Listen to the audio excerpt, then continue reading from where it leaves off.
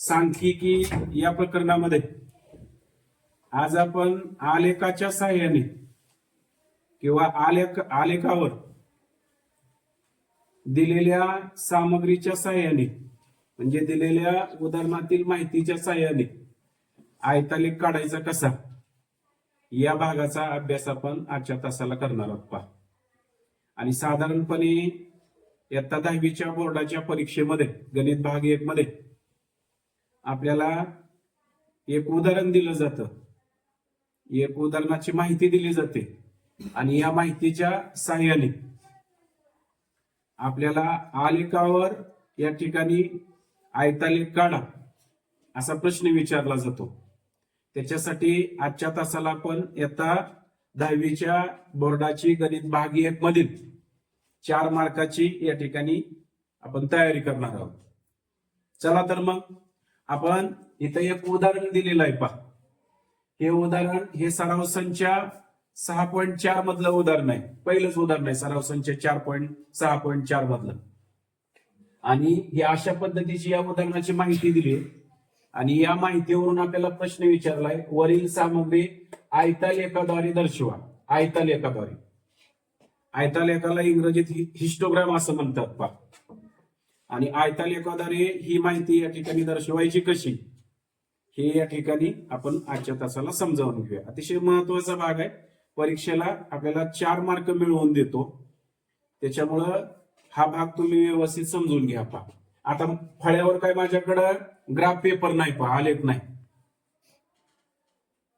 Graph paper माझ्या फळ्यावर तर नाही, पण मी तुम्हाला या ठिकाणी कच्चा फळ्यावर या ठिकाणी आलेख काढून आलेखावर हा आयतालेख काढून दाखवणार आहे. तुमच्याकडं मात्र सगळ्यांकडं आलेख वह्या आहेत आणि त्या आलेख वह्यावरच तुम्ही या ठिकाणी आयतालेख काढायचा दिलेल्या माहितीच्या सहाय्याने. तर पहिल्यांदा आपण दिलेलं उदाहरण या ठिकाणी समजावून घेऊया. दिलेलं उदाहरण हे बघा, काय दिलंय उदाहरणामध्ये. उदाहरणामध्ये दिलंय विद्यार्थ्यांची उंची सेंटीमीटर मध्ये.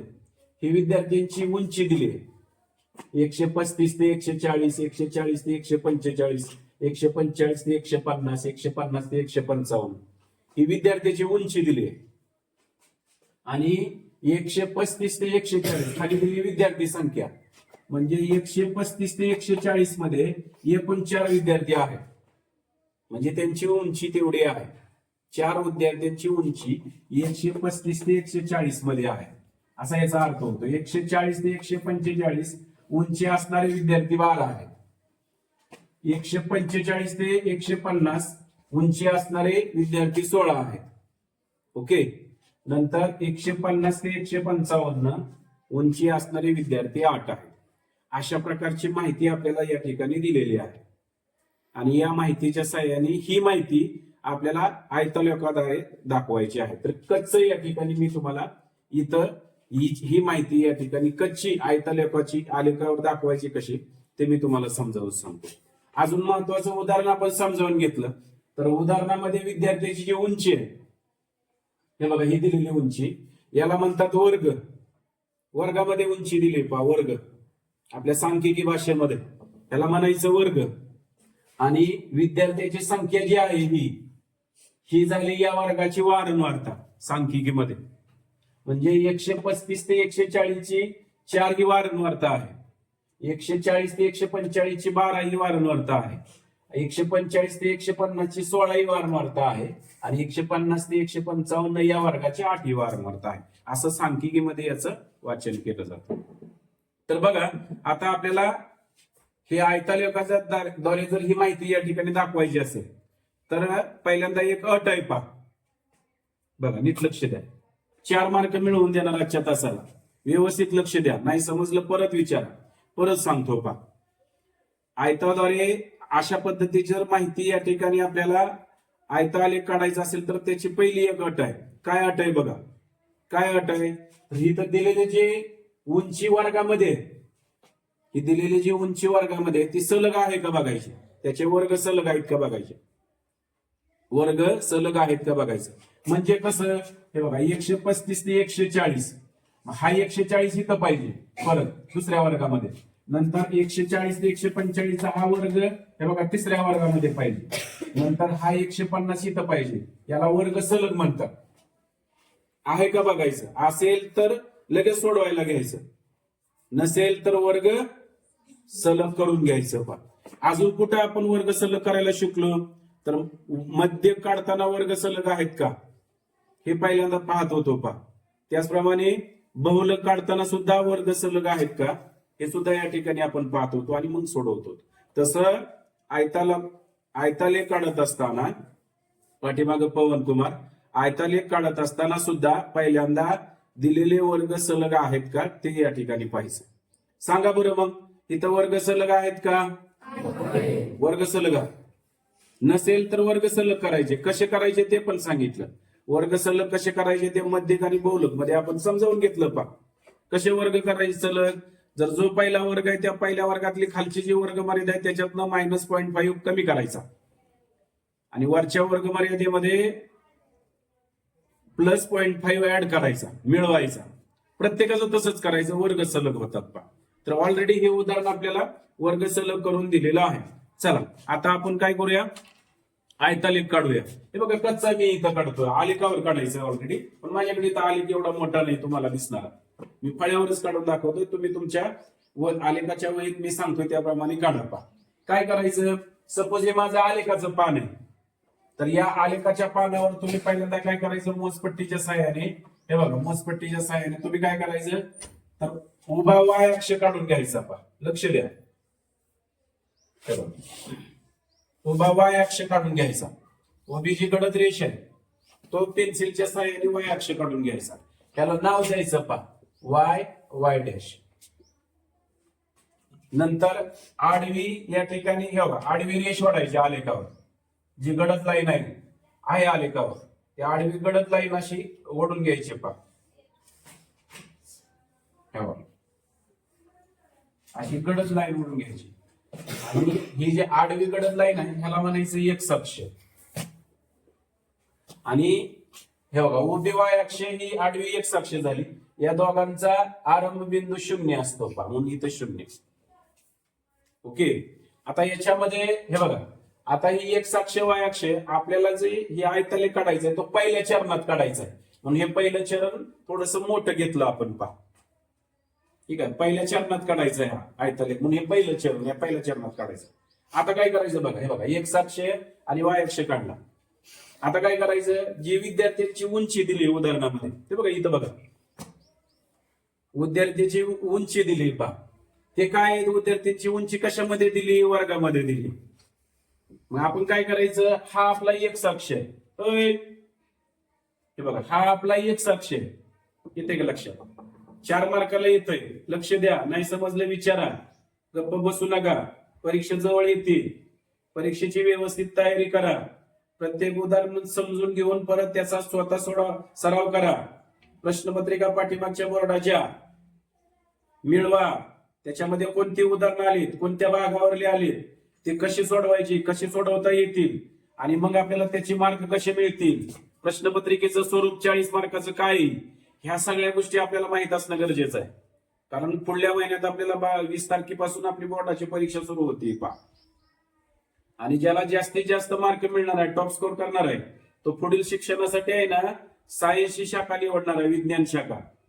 आणि विज्ञान मध्ये सुद्धा या ठिकाणी गणित आणि विज्ञान हा विषय येतो. त्याच्यामुळे आत्ताच 10वीचं गणित या ठिकाणी आपल्याला माहित असणं गरजेचं किंवा येणं गरजेचं आहे. त्याचा बेसिक माहित असणं गरजेचं आहे. हे बघा आता काय करणार, ह्या एक साक्षावर जे वर्ग आहेत पहा, तिथं विद्यार्थी उंची जे वर्ग आहेत ते एक साक्षावर घ्यायचे पहा. आणि वाय अक्षावर काय घ्यायचं तर विद्यार्थी संख्या घ्यायची. वाय अक्षावर कशा काय घ्यायचं बघा, लक्ष द्या. बघ संगीत चव्हाण बघ काय करायचं, एक अक्षावर उंची घ्यायची म्हणजे वर्ग घ्यायची आणि वाय अक्षावर विद्यार्थी संख्या घ्यायची. मग आता हे बघा ही वाय अक्ष जे आहे असं 1 सेंटीमीटरवर परत उभी रेघ इथं असणार आहे. पहा 1 सेंटीमीटरवर परत 1 सेंटीमीटरवर हे बघा इथं उभी रेघ असणार आहे. परत इथं 1 सेंटीमीटरवर उभी रेघ असणार आहे. परत 1 सेंटीमीटरवर अशी उभी रेघ असणार आहे गडद. त्याला पेन्सिलने टिक करायचं. पहा टिक करायचं.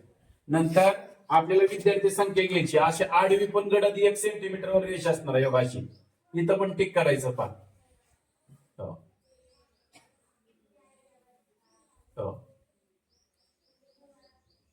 अशी टिक 1 सेंटीमीटरवर टिक करायचं. सोपं आहे एकदम. 4 मार्क आरामात मिळतात पहा. आता काय करायचं हे बघा, मी पहिली अट सांगितली तुम्हाला. आयतालेख काढत असताना पहिली अट सांगितली. काय सांगितली पहिली अट? की दिलेले जे उदाहरणातले वर्ग आहेत, दिलेले जे उदाहरणातले वर्ग आहेत ते सलग आहेत का बघायचं पहा. असतील तर लगेच सोडवायला घ्यायचं. ही पहिली अट. तशीच आयतालेख काढत असताना दुसरी पण अट आहे पहा. समजते का सगळ्यांना? लक्षात येत आहे का? हा, गावानी बघ काय. तर दुसरी पण अट आहे पहा. आयतालेख काढताना आता दुसरी अट. काय दुसरी अट? तर दिलेला जो पहिला वर्ग आहे हा पहा, बघा हा पहिला वर्ग किती आहे? 135 ते 140 हा पहिला वर्ग आहे पहा. पहिला वर्ग कोणता आहे बघायचा, किती आहे बघायचं, आणि त्याची खालची मर्यादा किती आहे बघायची. जर त्याची खालची मर्यादा 0 नसेल पहा, नीट आहे का? हे बघा त्याची खालची मर्यादा, हे बघा ही पहिल्या वर्गाची दुसरी अट. जर त्याची खालची वर्ग मर्यादा जर 0 पासून सुरू होत नसेल तर काय करायचं? हे बघा इथं, हे बघा या एक्स अक्षावर, हे बघा पहिल्या 1 सेंटीमीटरवर काय करायचा? अक्ष संकोच काढायचा पहा. बघा पहिल्या वर्गाची खालची वर्ग मर्यादा दुसरी अट आहे, महत्वाची आहे पहा. जर त्या खालची वर्ग मर्यादा 0 पासून सुरू होत नसेल, मानसी बघ 0 पासून सुरू होत नसेल तर काय करायचं? अक्ष संकोच काढायचा. कसा काढायचं? हे बघा हे अक्ष संकोच काढण्याचं चिन्ह आहे पेन्सिलने. हे बघा हे अक्ष संकोच काढायचं चिन्ह आहे. कधी कधी असं करायचं जेव्हा हा पहिला वर्गाची, हे बघा इथं बघा पहिल्या वर्गाची ही खालची वर्ग मर्यादा 0 नसून 0 पेक्षा दुसरी आहे, 0 सोडून दुसरी असली की इथं अक्ष संकोच काढायचा. आणि जर पहिला वर्गाची खालची वर्ग मर्यादा 0 पासून असेल तर अक्ष संकोच काढायचा नाही पहा. आणि काय करायचा? दिलेला जो स्तंभ आहे तो या वाय अक्षाला जोडत जायचं पहा. कधी हे करायचं? जेव्हा पहिल्या वर्गाची खालची वर्ग मर्यादा 0 असेल तेव्हा काय करायचं? अक्ष संकोच काढायचं नाही. मग काय करायचं? ह्या वाय अक्षाला तो स्तंभ आहे ना जोडत जायचं. आणि जर नसेल ते बघायचं. दुसरी अट सांगतोय, लक्ष द्या. दुसरी अट सांगतोय. काय सांगतोय दुसरी अट? दुसरी अट सांगतोय की या वर्गातील विद्यार्थ्याची उंची वर्गामध्ये दिली आहे. मग ही वर्गामध्ये दिलेली उंची ही पहिल्या वर्गाची खालची वर्ग मर्यादा तपासायची. ती जर 0 नसेल, 0 पेक्षा दुसरी कुठलीही असेल तर इथं एक्स अक्षावर पहिल्या सेंटीमीटर मध्ये अक्ष संकोच काढायचा पेन्सिलने. ठीक आहे, अक्ष संकोच. आणि नंतर काय करायचं? अक्ष संकोच नंतर हे बघा 1 सेंटीमीटरवर पहिल्या वर्गाची, हे बघा पहिल्या वर्गाची काय करायची? बघा खालची वर्ग मर्यादा इथं लिहायची. हे बघा इथं. नंतर पहिल्या वर्गाची दुसरी वर्ग मर्यादा इथं लिहायची. नंतर दुसऱ्या वर्गाची हे बघा खालची वर्ग मर्यादा इथं आली. दुसऱ्या वर्गाची बघा वरची वर्ग मर्यादा इथं आली. नंतर तिसऱ्या वर्गाची 145 हे बघा इथं आली. तिसऱ्या वर्गाची वरची किती येईल? इथं 150. नंतर इथं किती येईल? 100. हे बघा झाले. हे बघा वर्ग लिहिले बघा. हे बघा 135 ते 140. हे बघा 135 ते 140, 140 ते 145, 145 ते 150 आणि 150 ते 155. काय त्याचं नाव लिहायचं पहा. काय? उंची. काय म्हणायचं? उंची. या एक्स अक्षावर वर्ग घ्यायचे. कसे घेतले बघा. अक्ष संकोच काय आला ते पण बघा. काय आला? कारण पहिल्या वर्गाची खालची वर्ग मर्यादा 0 पासून सुरू नाही होत. पण अक्ष संकोच ह्याचा अर्थ काय होतो सांगतो पहा. अक्ष संकोचचा अर्थ पण सांगतो. काय? 0 ते 135 मधल्या या अक्ष संकोचामध्ये संख्या आहे असा त्याचा अर्थ होतो. या अक्ष संकोचचा अर्थ काय सांगतो पहा. परशुराम बघ माहिती पाहिजे, नाही तर मी सांगितलं अक्ष संकोच म्हणून ते पण कशासाठी का याचा उपयोग काय हे सुद्धा आपल्याला या ठिकाणी समजलं पाहिजे. गणित शिकताना डिटेलमध्ये शिकायचं. उगा परीक्षेला येतोय म्हणून शिकून चालणार नाही, लक्षात घ्या. आता हा अक्षसंकोच का काढायचा? कारण या अक्षसंकोचचा अर्थ असा आहे की 0 ते 135 मधल्या या अक्षसंकोच मध्ये संख्या समाविष्ट आहे, म्हणून अक्षसंकोच काढायचा. आणि ह्याच्या पुढे मग त्या संख्या 135 पासून सुरू झाली वर्ग, म्हणून. आता काय करायचं, हे बघा वर्ग लिहिले पाहिजे इथं एक्स अक्षावर. आता काय करायचं, वाय अक्षावर विद्यार्थी संख्या घ्यायची प्रमाणात. बघा प्रमाणात. आता प्रत्येकाचं प्रमाण वेगवेगळं येणार आहे. बघा प्रत्येकाचं वाय अक्षावर आपल्या मनाने आपण प्रमाण घ्यायचंय. पहा मग एका सेंटीमीटरवर काय करेल एखादा विद्यार्थी 2 घेईल. इथं किती येईल, 4 येईल. इथं किती येईल, 6 घेईल. इथं किती येईल, इथं किती येईल, इथं किती येईल, असे 16 पर्यंत घ्यायचे. एखादा विद्यार्थी तसा घेईल किंवा एखादा विद्यार्थी असा घेईल. बघा एका सेंटीमीटरवर 4 विद्यार्थी घेईल. इथं 4 घेतला. इथं किती येईल, इथं किती येईल, इथं किती येईल. एखादा काय करेल हे नाही घेणार, एखादा 2 पासून सुरू करेल. 2 4 7 10 12 14 इथं येईल 16. मग हे असं पण घे चालतंय. आता हे काय त्याची नाव लिहायचे. काय, विद्यार्थी संख्या.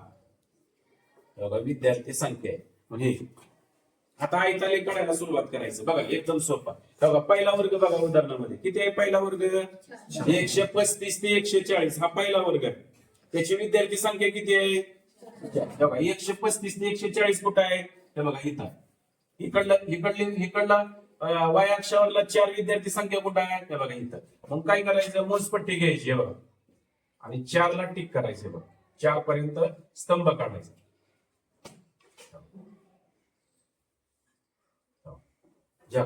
135 ते 140 4 विद्यार्थी बघा, हा त्याचा स्तंभ. नंतर ह्या स्तंभाला जोडून दुसरा वर्ग बघा 140 ते 145 हे बघा इथं आहे. आणि तिथं किती विद्यार्थी आहेत बघा, किती आहेत.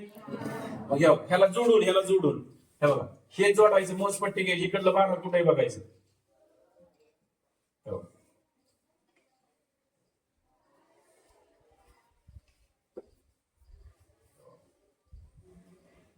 हे 140 ते 145 या वर्गामध्ये 12 विद्यार्थी. नंतर पुढे हे बघा 145 ते 150 किती विद्यार्थी आहेत बघा. हे बघा या स्तंभाला जोडतच पुढे यायचं. किती आहेत, 16. म्हणजे काय करावं लागेल, हे बघा 16 पर्यंत जावं लागेल.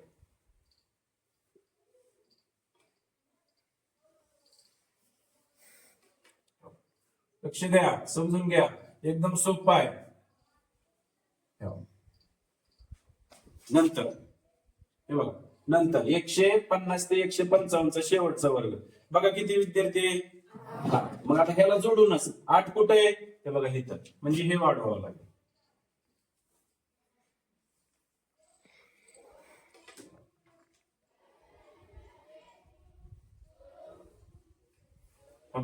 हा जो आकार तयार झाला ना, या आकाराला म्हणायचं आयतालेख. आणि ह्याचं अजून एक राहिलं पाहिजे, 1 मार्काला असते वरती कोपऱ्यात. बघा इथं वरती कोपऱ्यात प्रमाण लिहायचं. आपण काय प्रमाण घेतलंय ते इथं कोपऱ्यात लिहायचं. प्रमाण काय घेतलंय, प्रमाण घेतलंय एक्स अक्षावर. एक्स अक्षावर काय, एक्स अक्षावर 1 सेंटीमीटरवर. एका सेंटीमीटरवर विद्यार्थ्याची किती 140 मधून 135 गेला. किती उंची घेतली आपण, 5 सेंटीमीटर. नंतर वाय अक्षावर काय घेतलं बघा, ते पण लिहायचं. बघा वाय अक्षावर 1 सेंटीमीटर बरोबर किती विद्यार्थी बसवलेत मी, 4 विद्यार्थी. ठीक आहे, 4 विद्यार्थी. एका सेंटीमीटरवर 4 विद्यार्थी. तुम्ही जर इथं 2 बसवले तर इथं किती येणार, 2 येणार. याला म्हणायचं आयतालेख.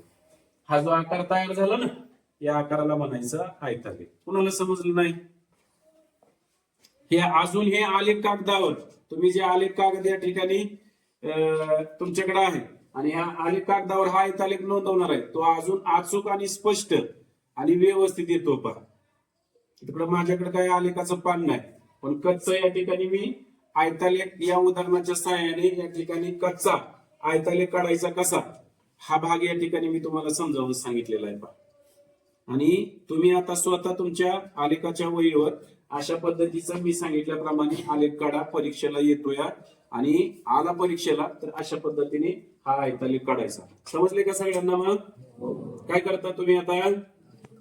काढता सगळे? ओके, चला.